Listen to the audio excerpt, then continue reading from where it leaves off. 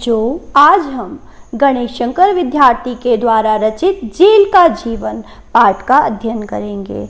इसके द्वारा हम जानने का प्रयास करेंगे कि आखिर जेल का जीवन होता क्या है, वहाँ पर जो लोग होते हैं उन्हें किन किन प्रताड़नाओं से गुजरना पड़ता था। इस प्रकार से हम इस पाठ के बारे में जानेंगे, किंतु सर्वप्रथम हम गणेश शंकर विद्यार्थी के जीवन से परिचित होंगे। गणेश शंकर विद्यार्थी का जन्म 1890 में ग्वालियर, जो कि मध्य प्रदेश में स्थित है, वहाँ पर हुआ था। वे मूलतः पत्रकार थे और उन्होंने भारतीय स्वतंत्रता आंदोलन में बढ़ चढ़कर हिस्सा लिया था। हिंदी समाचार पत्र प्रताप के वे संस्थापक थे और संपादक भी थे, और इस प्रकार से हिंदी जगत में उन्हें सम्मान मिला था। समाचार पत्रों के लेखन के माध्यम से वे क्रांतिकारियों को लगातार उत्प्रेरित करते रहते थे और उन्हें स्वतंत्रता के लिए प्रेरणा देते रहते थे। अब हम पाठ का अध्ययन करेंगे। बच्चों, भारत अनेक वर्षों तक अंग्रेजों का गुलाम रहा है। उन्होंने भारतीयों पर अनेक अत्याचार भी किए। क्रांतिकारियों को जेल में डालकर उनके साथ दुर्व्यवहार किया जाता था। यह पाठ हमें जेल की इन यातनाओं से अवगत कराता है जो अंग्रेजों द्वारा कैदियों को दी जाती थी। गणेश शंकर विद्यार्थी ने जेल के जीवन का मार्मिक चित्रण करके अपनी भावनाओं को प्रकट किया है। तो अब हम इस पाठ को पढ़ते हैं और समझते हैं। इस पाठ के द्वारा लेखक अपनी आपबीती बता रहे हैं। जब वे जेल में गए थे और जब वे जेल से बाहर आए तो उन्होंने क्या क्या अनुभव किया, क्या क्या देखा, उसे उन्होंने अपने शब्द चित्र के द्वारा प्रस्तुत किया है। लेखक कहते हैं, जेल जाने से पहले मन में नाना प्रकार के विचार उठते रहते थे। जेल में क्या बीतती है, यह जानने की बड़ी उत्सुकता रहती थी। बच्चों, बात सन 1922 की है। मई का महीना था। दिन ढल चला था। गर्मी के कारण चोटी से एड़ी तक पसीना आ रहा था, किंतु मन फिर भी आनंदित था। बच्चों, मन आनंदित इसीलिए था क्योंकि इसके पूर्व वे जेल की यात्रा कर चुके थे, अर्थात वे जेल से बाहर आ गए थे। अब वे बाहर की खुली हवा का आनंद ले रहे थे और उसे अनुभव कर रहे थे। अब उनके कदम जल्दी जल्दी उठते थे। खुली धूप, खुली हवा के थपेड़े किसी बगीचे के झोंके के समान मालूम होते थे। यह दिन था जेल से बाहर निकलने का। कानपुर जाने वाली गाड़ी की ओर वे बढ़ रहे थे। इतने में वंदे मातरम महात्मा गांधी की जय की ध्वनियां कानों में पड़ी।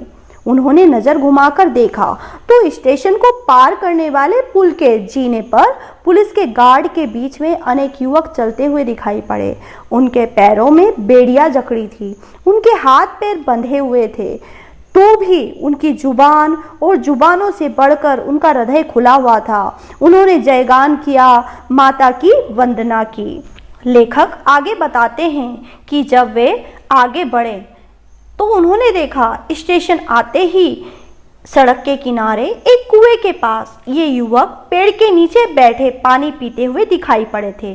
पुलिस उन्हें घेरे हुए थी। पता चला कि ये लोग मलिहाबाद के हैं और गांधी जी के काम में पकड़े गए और उसी की सजा में सेंट्रल जेल ले जाए गए। कानपुर जेल के अधिकांश कैदियों ने बताया कि जेल की आधी आबादी जोशीले और उत्साही युवकों की है।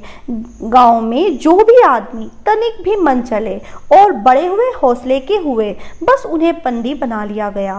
उनका कसूर केवल इतना है कि उनमें जोश है, आगे बढ़कर काम करने की उमंग है। पुलिस इन बातों को अपने कामों में बाधा समझती है। पुलिस भी अपने मालिकों के पद चिन्हों पर चलती है।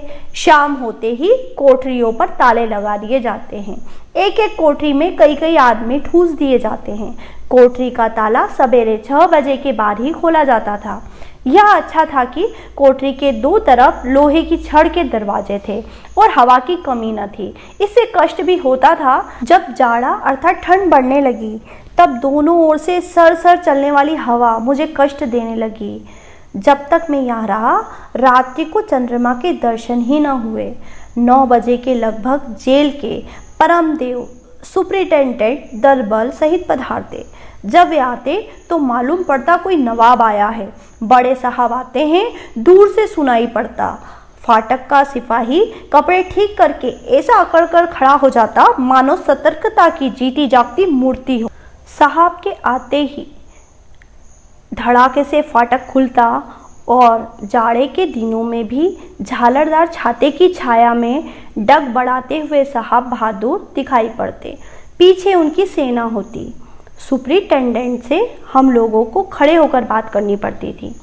जेल में रहकर हमें जो त्याग करना पड़ता था उसकी याद हमारे दिलों में रह रहकर वैसे ही ताज़ा हो जाया करती जैसे पुरवैया के चलने पर दबी हुई चोटों की कसक उमड़ पड़ा करती है। अर्थात बच्चों, यदि हमें पुरानी चोट लग जाती है और जब हवा चलती है ठंडी, अर्थात ठंड होती है, तो उस समय जो पुरानी चोटें होती है उसका दर्द अधिक होने लगता है।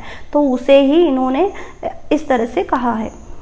जेल में रहकर सहनशीलता और त्याग के साथ साथ धार्मिकता भी बहुत बढ़ गई थी। गीता और रामायण भी खूब पढ़ी गई। एक महाशय तो कभी कभी रामायण इतनी जोर से पढ़ा करते थे कि दूर होने पर भी हम लोग उनके शब्दों को साफ साफ सुनते थे। हमारे आर्य समाजी भाइयों ने हवन कुंड बना लिया। एकादशी का व्रत रखा गया। एकादशी का मतलब होता है ग्यारस। ग्यारस का व्रत रखा गया और किसी न किसी बैरक में संध्या को जोर से ईश्वर प्रार्थना होती थी। कुरान भी खूब पढ़ी जाती थी। हमारे मुसलमान दोस्त पांचों वक्त नमाज पढ़ते थे। पांचों नमाज के पश्चात अल्लाह अकबर की आवाज़ सरा उठाई जाती थी। मिस्टर क्लीमेंट्स इस पर बहुत नाराज हुए। सुपरिटेंडेंट की एक न चली। साधारण कैदियों के जने उतरवाए गए। व्रत और रोजा नहीं रखने दिया गया। जेल में काफ़ी झगड़ा बढ़ा। स्वामी भास्कर तीर्थ अपनी बात पर अड़ गए। जेल में अड़ने की दशा में पहला काम यही होता था कि वे भोजन छोड़ देते थे। जेल वाले उनसे बहुत नाराज रहते थे। स्वामी जी ने जेल वालों के विरोध करने पर भी भगवान श्री कृष्ण का चित्र टांग रखा था। सुपरिटेंडेंट ने चित्र जबरदस्ती उतरवा दिया। दूसरे दिन उस बैरक में और भी लोगों ने श्री कृष्ण के चित्र लगा दिए। हवा बही और जेल भर में श्री कृष्ण के चित्रों को हर स्थान पर टांगने की चर्चा चल पड़ी। मुसलमान मित्रों का भी यही विचार था।